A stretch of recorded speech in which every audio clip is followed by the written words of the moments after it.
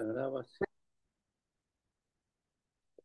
Vamos directamente al video.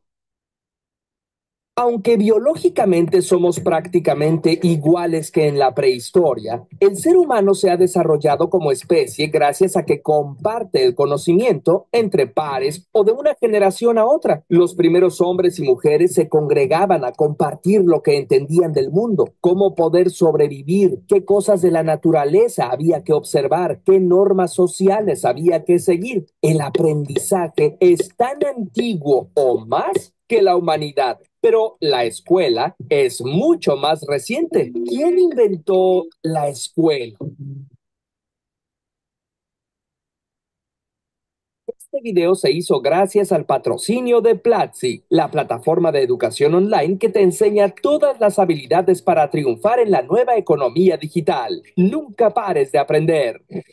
En las civilizaciones más antiguas, la educación estaba destinada exclusivamente a las clases superiores. Su intención era formar a los futuros sacerdotes, guerreros y monarcas, y los estudiantes eran hombres, salvo algunas excepciones. Aunque había maestros, aquí todavía no podemos hablar de una escuela. No había grupos de estudiantes. En las culturas prehispánicas de América, en China, India, Egipto y Persia, los maestros eran en su mayoría sacerdotes y mezclaban el conocimiento religioso con conocimientos de matemáticas, comercio y astronomía. Pero la escuela como la conocemos en la actualidad es descendiente de la cultura griega. Los padres enviaban a sus hijos hombres con profesores privados a aprender música, literatura y gimnasia. Los hijos de artesanos luego aprendían el oficio de sus padres, mientras que los más ricos podían seguir estudiando retórica, filosofía o política, historia o artes. La palabra griega skolé, al contrario de lo que podrías pensar, significa ocio,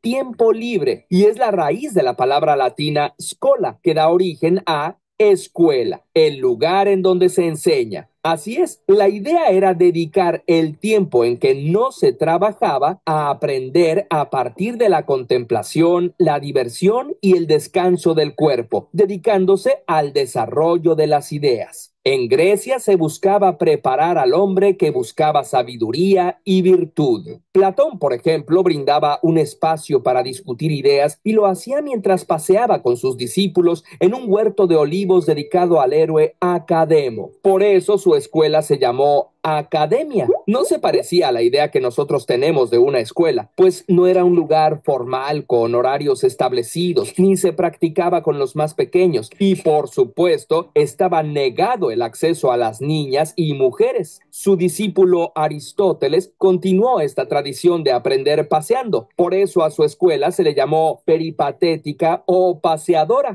Más adelante, en la Edad Media, la enseñanza la tomó la Iglesia. En los monasterios se educaba a los nobles en conocimientos de aritmética, geometría, astronomía y artes, mientras que los plebeyos solo aprendían religión y lo hacían en los templos. En las paredes se colocaban cuadros y vitrales con escenas de vidas de santos y lecciones morales para los que no sabían leer, que eran casi todos. Lo mismo sucedió en el Renacimiento y la Ilustración. La verdadera educación estaba destinada a los nobles. En la Alemania del siglo XVIII, ante el inicio de la Revolución Industrial y las inminentes guerras, Federico el Grande se vio en la necesidad de educar a gran cantidad de la población. Así surgió la escuela prusiana, la primera escuela gratuita y obligatoria y el modelo que siguen muchas escuelas tradicionales actuales. Los profesores recibían entrenamiento y pago del Estado y todos los niños debían asistir siguiendo un sistema de niveles o grados. Este modelo ha sido criticado por priorizar la obediencia por sobre el pensamiento crítico, formando más bien trabajadores y soldados que espíritus creativos, pero también fue el primero en incluir a las niñas y reducir significativamente el analfabetismo. Por eso fue imitado en otros países. En 1852, Horace Mann llevó este modelo a los Estados Unidos y poco a poco se adoptó prácticamente en todo el mundo. Hasta 1822 aparece la primera escuela privada destinada a las masas, la Compañía Lancasteriana. Para abaratar los costos, tenía un método en el que el profesor elegía a los estudiantes más listos, llamados monitores, a quienes daban la lección y ellos después la repetían a grupos de 10 o 20 niños. Había también un inspector que vigilaba a los monitores, recogía los útiles escolares y premiaba o castigaba a los alumnos que le decía el maestro. El maestro se colocaba en una plataforma, los niños en bancos y había un telégrafo para que el maestro avisara a los inspectores o monitores sobre el ritmo de aprendizaje. Había cuadros de honor, cuadros negros y hasta orejas de burro. Algunas características de este modelo, basado en la producción en serie, han llegado hasta nuestros días. Es cierto que la escuela sirve para adquirir conocimientos que servirán a la hora de conseguir un empleo estable y una vida digna, pero ¿qué pasa con la formación de personas que buscan el desarrollo del pensamiento y del espíritu crítico? Muchos pedagogos como María Montessori, John Dewey, Matthew Lipman, Lev Vygotsky han destacado el papel tan importante que tienen el diálogo, la reflexión, la inclusión, la experimentación en la formación de la persona, del individuo.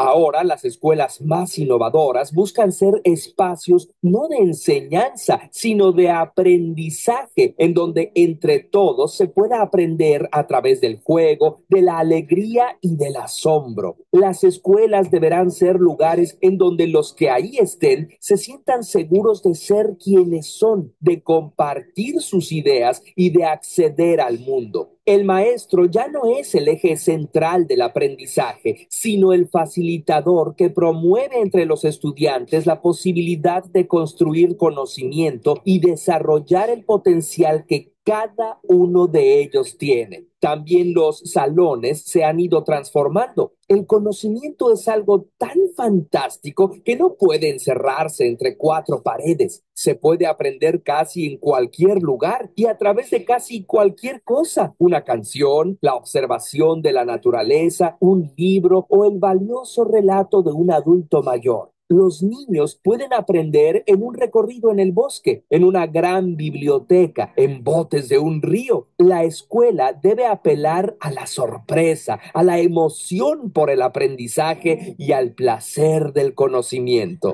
¿Cómo serán las escuelas del futuro? No lo sabemos. Quizá la escuela tal como la conocemos desaparezca gradualmente para dar lugar a otro tipo de escuela, una conectada con el resto del mundo, en donde los estudiantes se sientan contentos y dispuestos, en donde no se trate de asistir obligatoriamente a un cuarto cerrado, porque ya estamos en un momento en donde todos podemos aprender de los demás, en donde la tecnología nos permite otros modos de acceder a la información, porque lo que debe predominar es la posibilidad de compartir ideas y de construir nuevos significados. Curiosamente, hablando de nuevas formas de aprender, te recomiendo. Y aquí entonces vemos de manera muy general el desarrollo, ¿no? La transformación de la educación y cómo esta escuela en primer momento ya creadas, la que nos heredan es tanto la prusiana como posteriormente la canceriana, vienen a ser como los primeros instrumentos de los estados nacionales para decir vamos a alfabetizar, vamos a lograr que llegar a las grandes masas, aunque se establece ahí una gran decisión. Yo creo que, bueno, desde antes, pues, veíamos con los griegos cómo recibían educación, excluían a las mujeres, etcétera, y la élite o la gente que tenía recursos recibía diferente educación a la que tenía menos recursos, por entonces, y después ya se empieza a promover, sí, inclusión, etcétera, pero mucho más mecanizada, por decirlo así, el estilo de educación. No sé si tengan alguna opinión, comentario, si quedó claro. Cierra muy bonito, creo que lo hace muy bien los de Curiosamente, muy motivadores, pero me interesaba mucho que conocieran más o menos el desarrollo muy general en la cuestión de la educación. todo muy claro en esta parte. Adelante, maestra Daniela. Sí, que yo me gustaría escuchar la opinión de Ara, de Ruby, de Curi y de Mariana, porque ellas son maestras de primaria, entonces ellas yo creo que igual tienen mucho que decirnos con respecto a este tipo de escuela y este tipo de forma de enseñar. No sé, compañeras. Ahora usted cede micrófono, compañera. Reparte. Oye,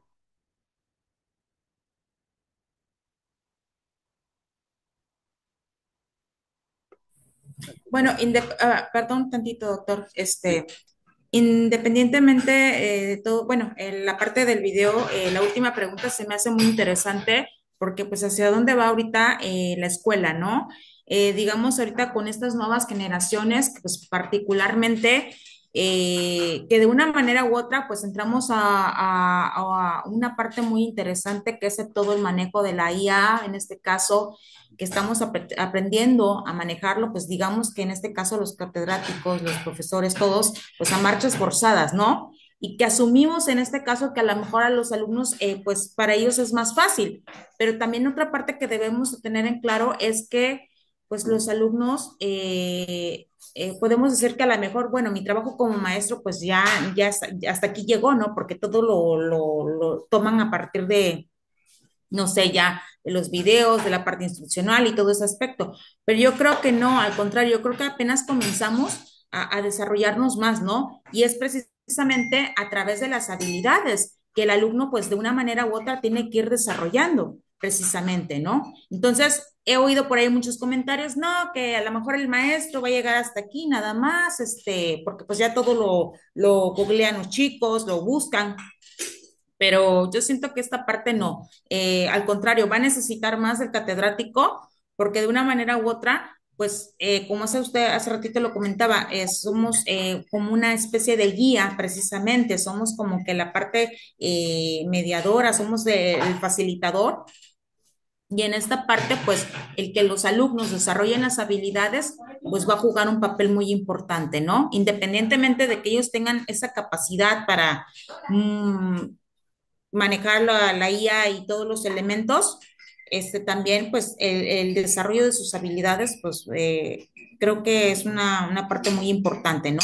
Y el que sepan, sobre todo el discriminar tanta información en el cual ellos están inmersos, pues es un papel muy, muy importante, ¿no? Bueno, con respecto a eso. completamente de acuerdo, maestra Melina, con usted. Adelante, si quieren. Voy, Doctor, adelante, adelante, maestro Carlos. yo quisiera comentar ahorita que retomando un poquito en lo que mis compañeras preparan su speech, Ujú. de lo que ahorita platicaba de hacia dónde va pues la educación, ¿no? Yo les comparto mi perspectiva personal, no sé si coincida pues, con la de ustedes, ¿no? Obviamente en el contexto que me toca vivir a mí y demás, sin tener la verdad absoluta de lo que sucede en todo México o en otros países. Pero a mí yo percibo que se ha pues hecho más grande o se ha abierto más la brecha entre la educación pública de la privada eh, con el paso de los años. Mm, Creo que en el caso de educación básica, yo alcanzo a percibir que hay o sea, una diferencia más grande de cuando a mí me tocó estudiar la primaria. O sea, yo recuerdo escuelas primarias que la misma sociedad, los mismos padres de familia, el mismo prestigio, escuelas primarias públicas, ¿no? Sí, Y secundarias que decían, esa es muy buena, ¿no? La escuela tal, tal, tal, no para no decir nombres. Y que en el contexto actual, no sé si realmente fue que sí cambió la calidad de educación pública en niveles básicos o es la percepción de las nuevas generaciones, de los que ahora nos toca ser padres de familia y a lo mejor lo percibimos diferente, pero ya no alcanzo a identificar como que ese posicionamiento tan fuerte que tenían esas escuelas públicas primarias y secundarias de hace, no sé, 15 20 25 años, no, ya más, 30 por ahí, de lo que se vive actualmente. No sucede así en la educación media superior, creo que es menos, y en la educación superior mucho menos, porque tanto la UB como el Tecnológico de Veracruz acá, pues en el puerto, sí, pues son escuelas que sí mantienen su prestigio y que considero que sí ofertan pues una educación bastante cercana, ¿no? Entre lo que es el sector público y privado. Y a nivel nacional, pues bueno, hay casas de estudio públicas a nivel superior y posgrado que son muy buenas, ¿no? Como la UNAM y algunas otras que hay en México. Esa es mi percepción en relación con hacia dónde va. Creo que el camino se va marcando o se va haciendo, pues no sé si diferente, pero un sector me da la impresión de que va mucho más avanzado que otro. Me refiero al público y al privado. No sé qué opina usted. Eh, bueno, a lo que percibo, le estoy hablando de una, y que me llegan a comentar también profesoras, profesores, es que sí es verdad eso, se está erosionando un poquito la consideración de una escuela altamente efectiva, pero como le mencionaba, la cuestión de la calidad está siendo cuestionada, el concepto como tal. Y entonces las escuelas lo que están buscando en este momento, las ya consolidadas, las que tienen cierta historia, etcétera, es incorporar la nueva narrativa a nivel mundial, es en cuestión de, hablamos de perspectivas, de enfoques, de estilos, de aprendizaje, de enseñanza también, recordemos que es distinto, y al maestro entonces se le está buscando también que se complemente su enseñanza con el uso de las herramientas, acercando los dispositivos y a su vez, ya lo mencionaba la maestra Melina, que también sea él parte de integrante del fenómeno como facilitador, guía, etcétera. Y aquí es donde viene, creo que han sabido las instituciones que hablo de solidez, cómo integrar. Sí, viene todo una construcción de desarrollo tecnológico, etcétera, cambio, disrupciones en general, pero también hay que saber integrar, complementar o generar un vínculo entre el docente que se, que se está formando en este momento, como todos nosotros. Otra de las perspectivas que también hay que considerar, que las nuevas generaciones están cambiando mucho en el sentido de que ya no buscan tampoco tener más hijos, incluso pareja, etcétera. Ahora hablamos mucho de los perrigatos o los hijos, ¿no? Hijigatos, algo así, porque ya lo que no es que tengan menos compromiso, eso también es una falacia. También yo creo, considero desproporcionado mencionar que es una generación de cristal o de mazapán. Claro que no, porque son las circunstancias, las nuevas que les están, a ellos les resulta mucho más atractivo la formación personal, el estar solos, buscar otros intereses, su desarrollo como seres humanos lo ven integral desde otra perspectiva, ya no necesitan estar casados con hijos, etcétera, y eso ha reducido, no sé si lo notarán ustedes, ya, sobre todo ustedes, colegas que maestras de básica o de preescolar, como que se empieza a reducir el nivel de alumnos, dado que ya no tienen las parejas tantos hijos, y eso sí lo veo a mediano o largo plazo. El sistema escolarizado para nivel básico se va a ir limitando bastante, bastante. Sí está creciendo media superior, pero la media superior también está buscando los nichos como la superior, como estos espacios. Generar aprendizajes, enseñanza, etcétera, de la manera virtual para incorporar a todos los que van quedando rezagados o tienen, por diversas razones, no han continuado con su trayectoria escolar.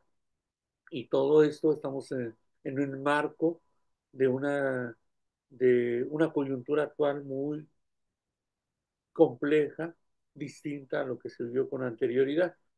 Decían en el mismo video, ¿qué nos esperará en el futuro?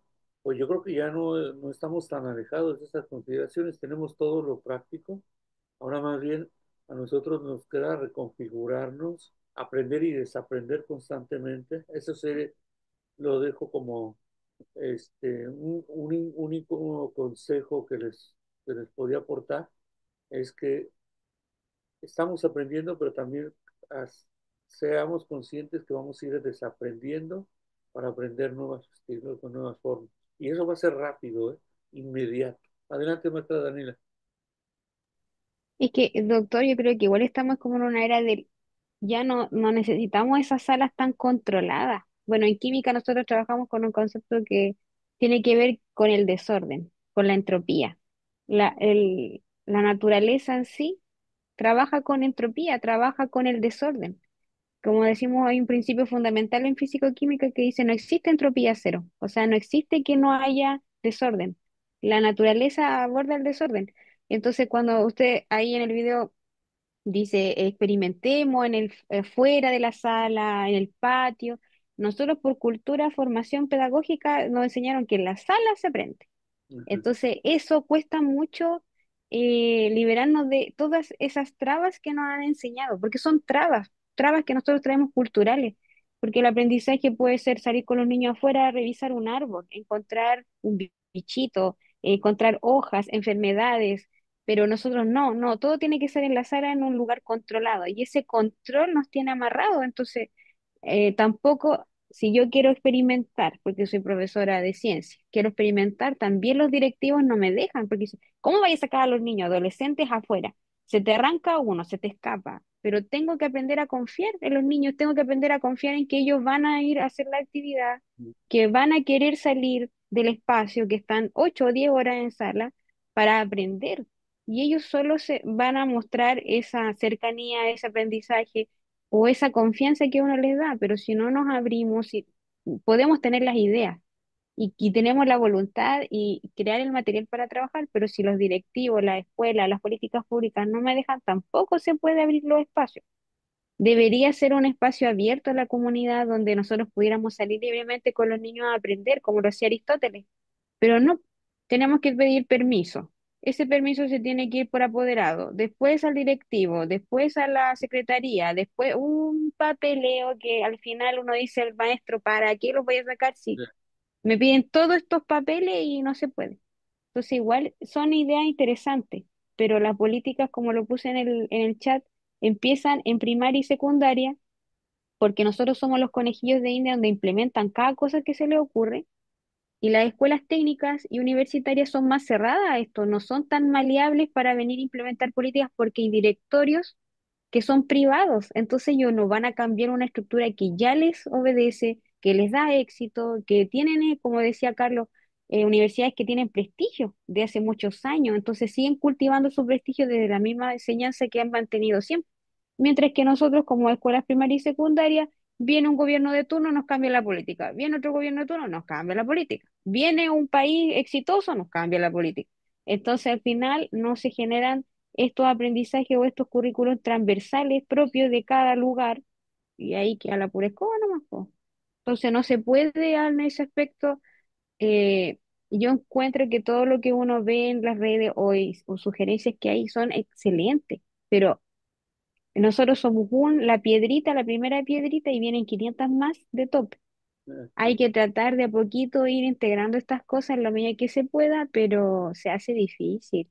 Yo creo que ahí las colegas que trabajan en primaria, sigo insistiendo, nos pueden dar alguna orientación, alguna idea, porque ellas trabajan con los niños más pequeños. Yo trabajo con adolescentes, ellos ya vienen formados de una forma, pero ellos que son nuevos, yo creo que igual ellos en este mundo tratan de buscar cosas distintas, porque yo creo que Mariana, que lleva harto tiempo, ya no tiene los mismos niños que tenía hace 8 o 9 años atrás, Ujú. tienen otras necesidades. Y lo mismo que Ruby, que trabaja en otro sistema diferente.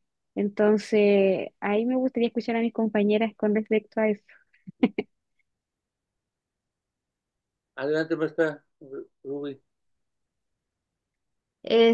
Sí, yo creo que se supone que en esta nueva reforma tenemos más libertad para proponer, pero siendo realistas, pues estamos muy limitados en muchas cosas. Eh, como comenta Dani, o sea, proponemos hacer algo, pero pues siempre nos limitan, ¿no? No nos reglas que tenemos que seguir. Y actualmente los niños, bueno, los jóvenes con los que trabajo, pues siento que están muy desmotivados. O sea, cada generación, pues sí son diferentes, pero siento que cada vez como que están menos interesados en su futuro, en querer hacer algo productivo. Siento que están más inmersos en los juegos, en las redes. Incluso tuvimos un problema hace algunos meses porque empezaron a crear como que una página en Instagram, le pusieron quemados y el nombre de donde ellos son. Y Ujú. empezaban a quemar a sus alumnos. Quiero quemar a fulanito de tal porque es así, y ya. Y quiero quemar, y entonces se armó un relajo porque estaban metiendo pues con alumnos o luego decían, soy fulanita de tal y quiero quemar. Luego se ponían nombre de otro alumno para meterlos en conflicto. Entonces todo eso generó un problema. Fueron los ATPs, dieron su plática de bullying, de acoso. La situación pues sigue igual, siento como que lo toman muy a la ligera, no están conscientes en realidad de lo que eso genera, ¿no? Cómo le puede afectar a otros jóvenes que están pasando por situaciones difíciles, porque sí los hay también. Entonces, cómo esas situaciones le puede afectar y no están conscientes de ello. Incluso estaba platicando con una mamá de un alumno por la conducta pues que el alumno no muestra mucho empeño en trabajar, o sea, como que es apático.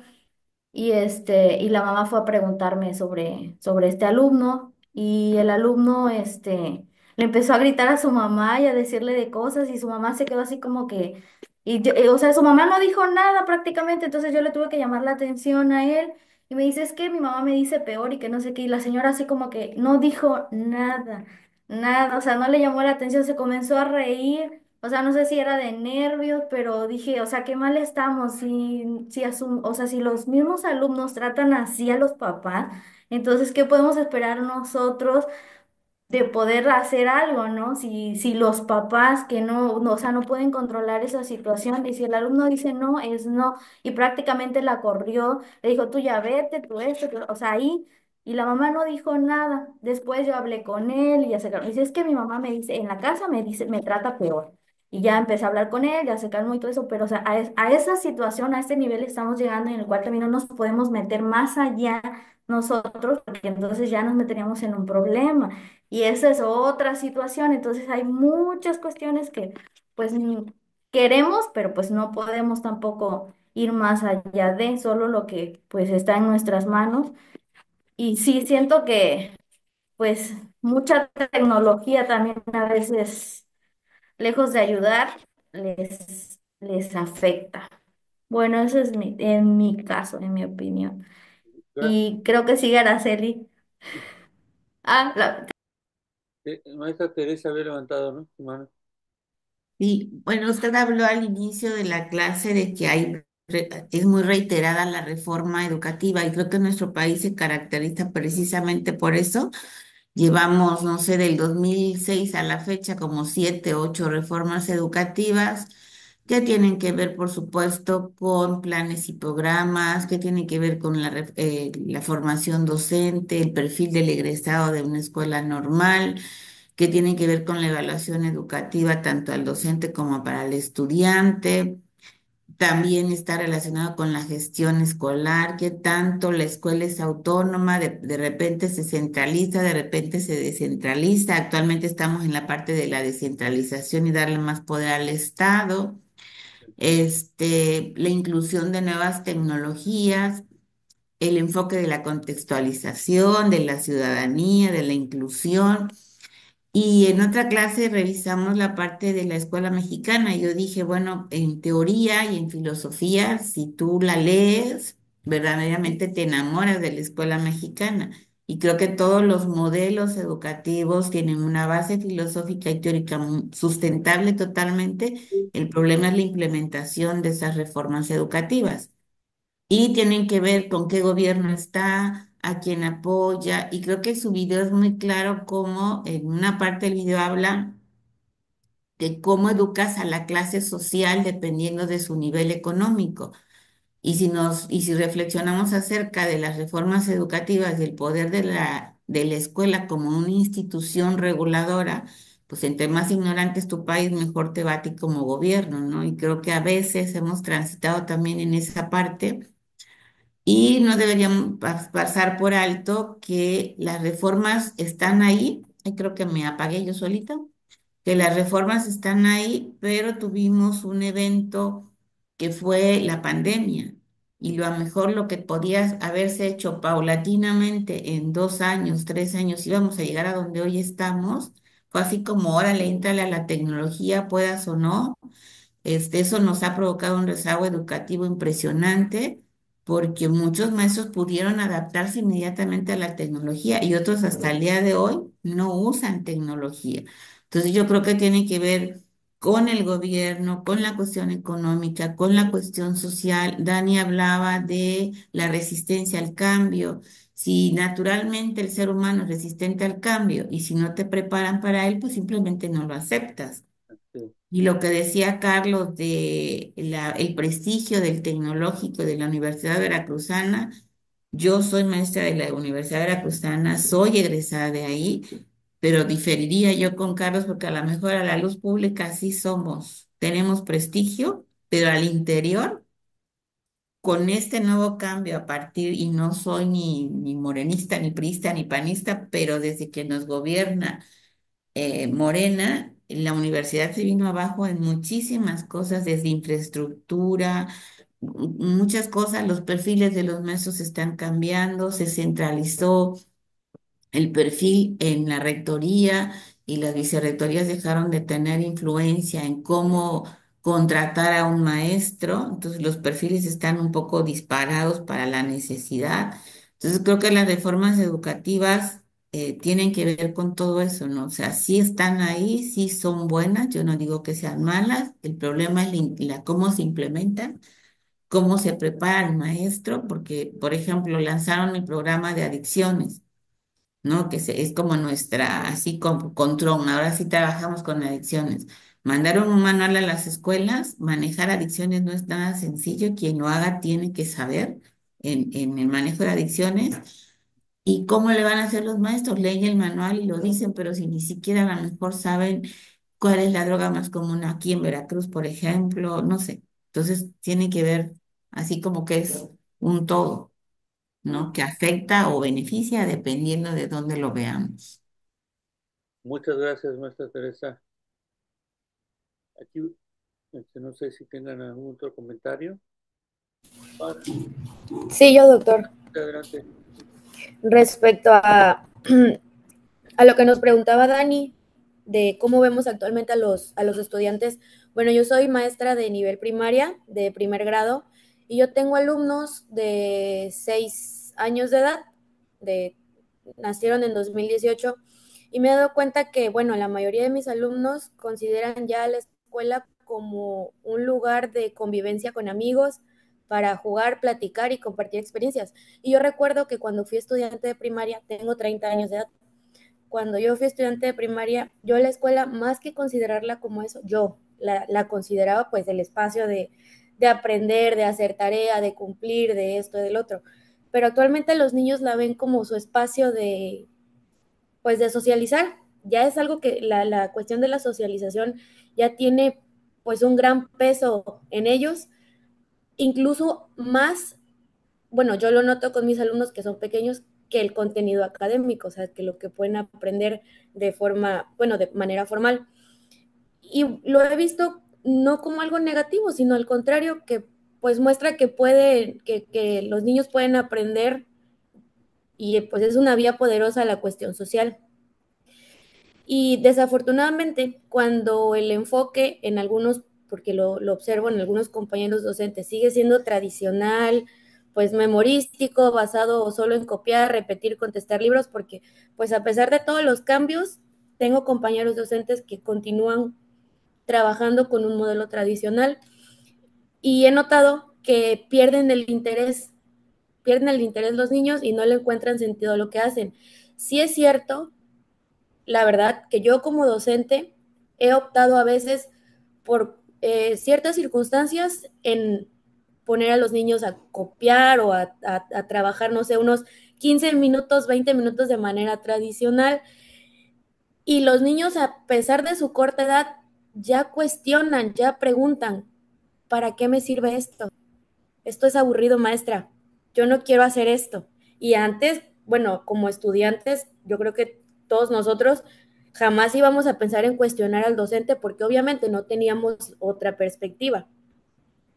Y por otro lado, respecto a la tecnología, bueno, ya los niños desde edades muy tempranas están relacionados con videojuegos, redes sociales, videos, contenidos interactivos y eso cambia su forma de captar atención y muchas veces pues la escuela queda desfasada si no se actualiza, que es lo que comentaban mis compañeros. Todavía hay esas ideas erróneas en que la tecnología puede reemplazar a la escuela, pero pues es que la escuela debe dialogar con el mundo digital también, integrar pues lo que los niños necesitan y enseñar a usarlos, a usar la tecnología pues de forma crítica y educativa. Y pues aquí ya se presenta esta controversia de que, como hemos comentado, de que pues no todos estamos abiertos al cambio porque justamente no tenemos o no sabemos cómo hacerlo. No sabemos, no queremos, no conocemos, no sé, independientemente de todo. Pero otro aspecto también que he observado, yo tengo pocos años de servicio, tengo 7, pero ya he observado, a pesar de en ese lapso que llevo siendo docente frente a grupo, sí he observado algunas diferencias entre mis alumnos de hace 7 años y los actuales. Por ejemplo, yo suelo escucharlos, tomarlos en cuenta, involucrarlos en decisiones, adaptar mis clases, no siempre, porque es complicado, pero adaptar mis clases a lo que les gusta a ellos o a lo que necesitan. Y escucho comentarios de ellos y comentarios que a veces me hacen a mí los padres de familia, de que dicen los niños, es que la maestra sí me entiende, es que la maestra sí me escucha, es que la maestra sí me pone atención, es que la maestra nos deja trabajar en equipo y estar en el piso o hacer esto, el otro, que nosotros decidamos. Y bueno, pues eso refuerza también hasta cierto aspecto la importancia de esa educación más afectiva, cercana y centrada en el estudiante. Pero ya para concluir, sí, pues yo que trabajo con estudiantes de 6 años, que nacieron en el 2018, pues ya los niños están más despiertos en pues en todas las situaciones del mundo actual y ya cuestionan, ya preguntan, ya saben que sí, que no, y pues la verdad es que a uno como docente, pues es un reto porque ya tenemos que estar también o adaptarnos a ellos, más bien, adaptarnos a los estudiantes. Y no todos tienen esa apertura aún a pues adaptarse a sus alumnos. Muchas gracias, sí, sí, correcto. Totalmente de acuerdo con sus intervenciones. Ahí entonces